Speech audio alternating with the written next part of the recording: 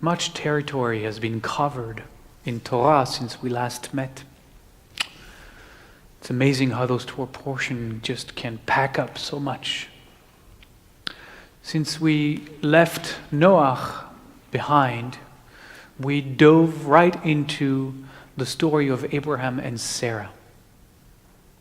Abraham and Sarah, together with their nephew Lot, left everything they had ever known behind and stepped into the unknown when God called out to them to go to a land that will be shown to them.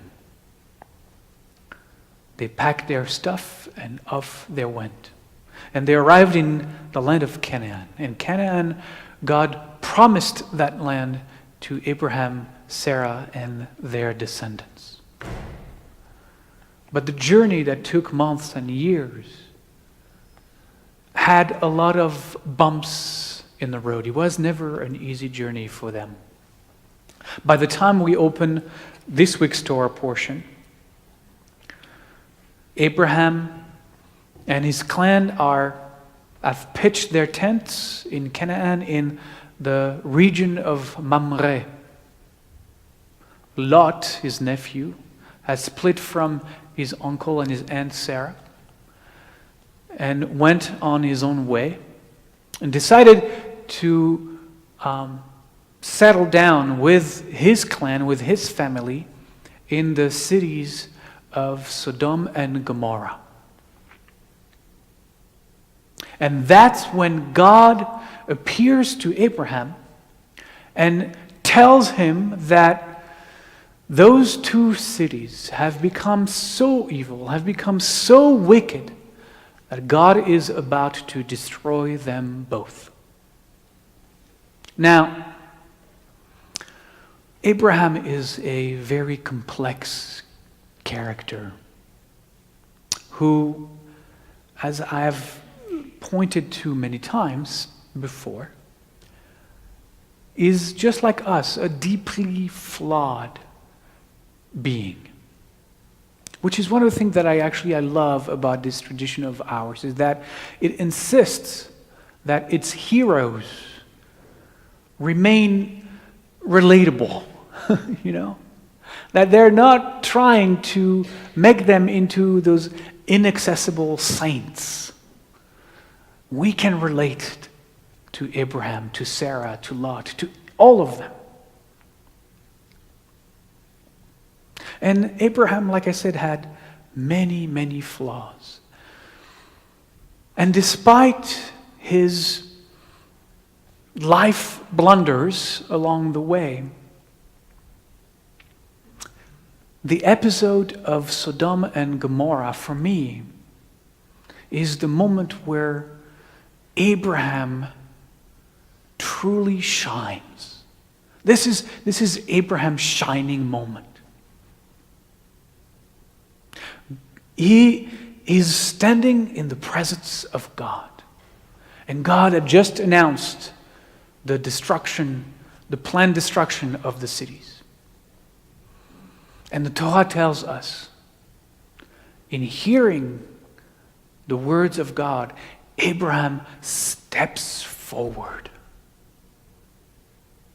Now that's interesting, and it's just such a beautiful image, because when you stand in the presence of God, it's not like God is over there and you're going to just step forward to talk to God. In the presence of God, when we stand in the presence of God, God is all around us, everywhere. God unwraps us. So certainly the Torah is not talking about God being in one specific place. I think what the Torah is telling us is that in that moment of Abraham stepping forward, Abraham takes a stand. Abraham stands for the cities of Sodom and Gomorrah against the decree of God, God's self. And that's a powerful moment.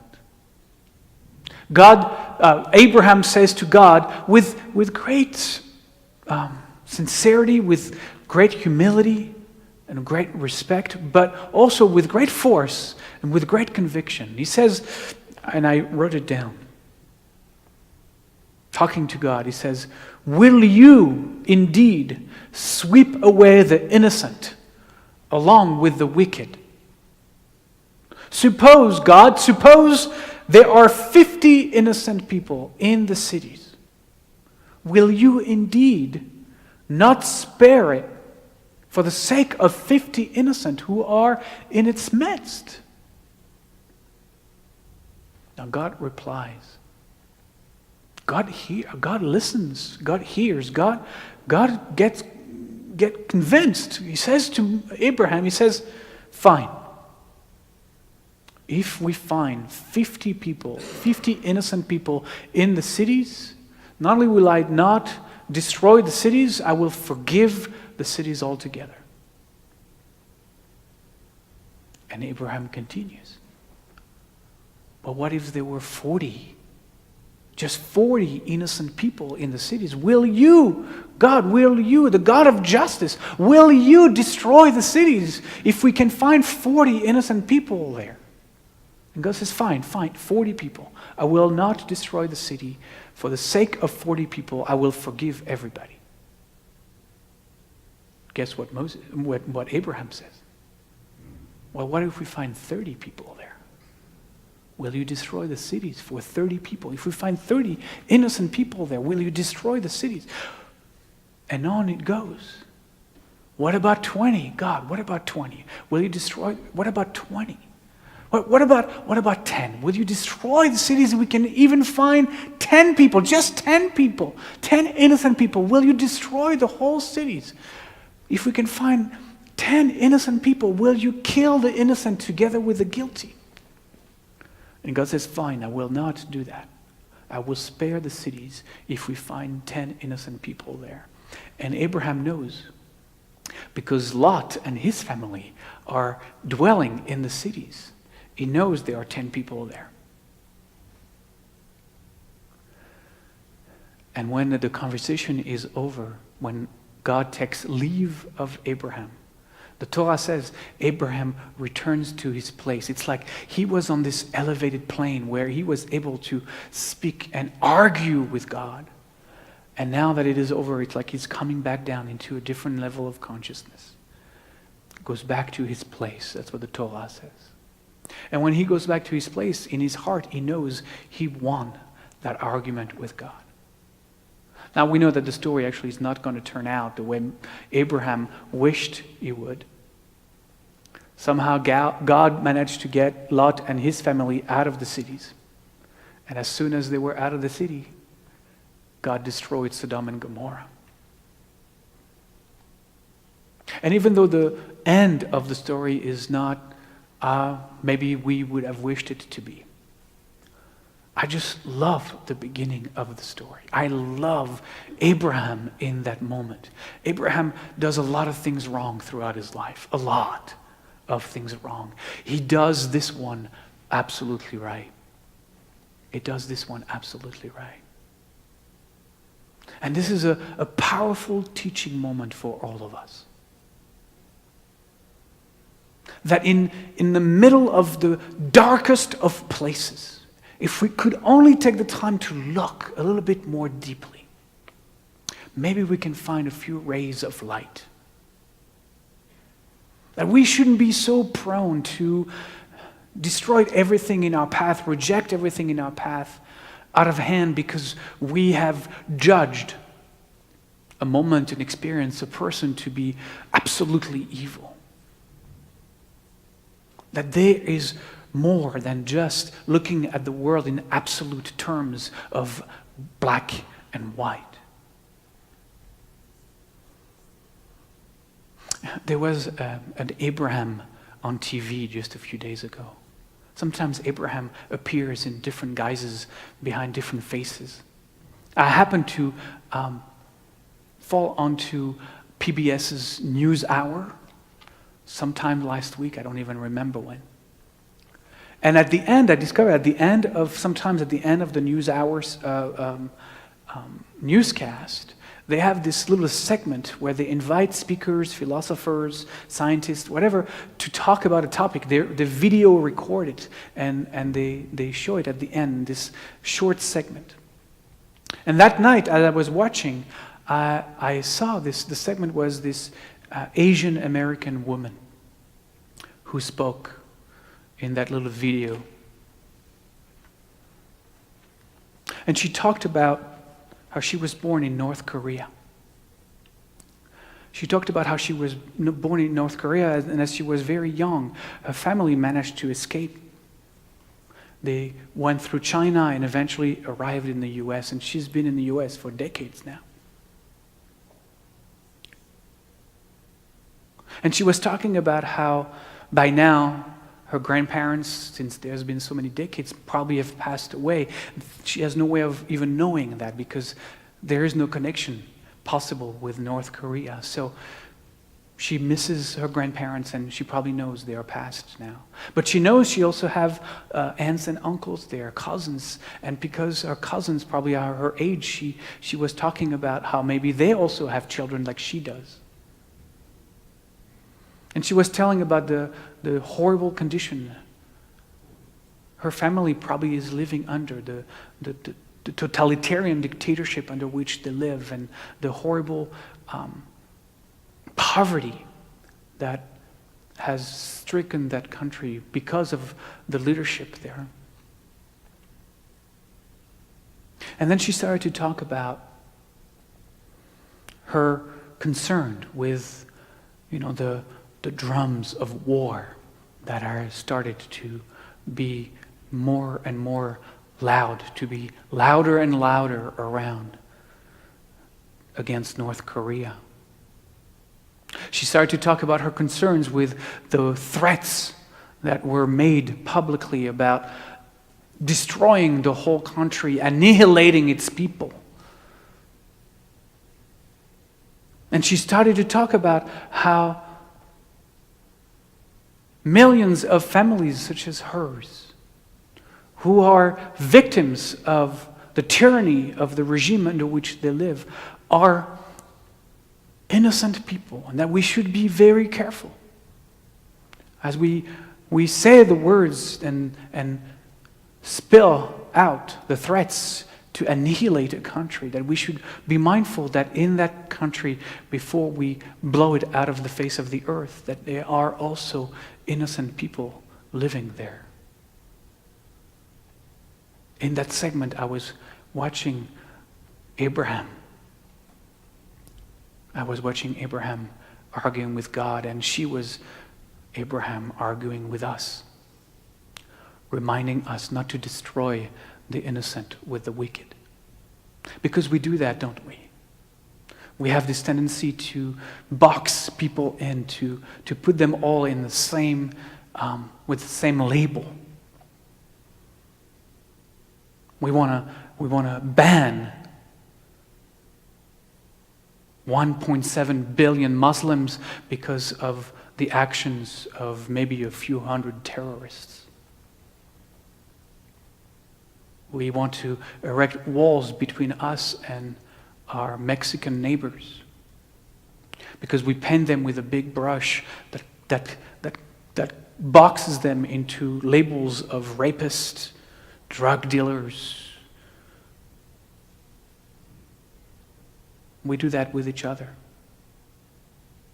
And we also do that ourselves, don't we? I mean, I'm sure we can, all of us, think about some of the people we have pushed out of our lives. People we have labeled to be this way or that way, evil in their own way. And we have cut ourselves from them. We have closed our hearts from them. We have rejected them. Now, there are people who walk in and out of our lives sometimes that are sometimes disabling, that are sometimes dangerous to our health. And with people like this, we need to set healthy boundaries. And when we have been hurt, we need to do everything we can not to have that hurt happen to us again. Absolutely. But that doesn't mean that we can't also work towards forgiveness. That doesn't mean that we have to close our hearts to our own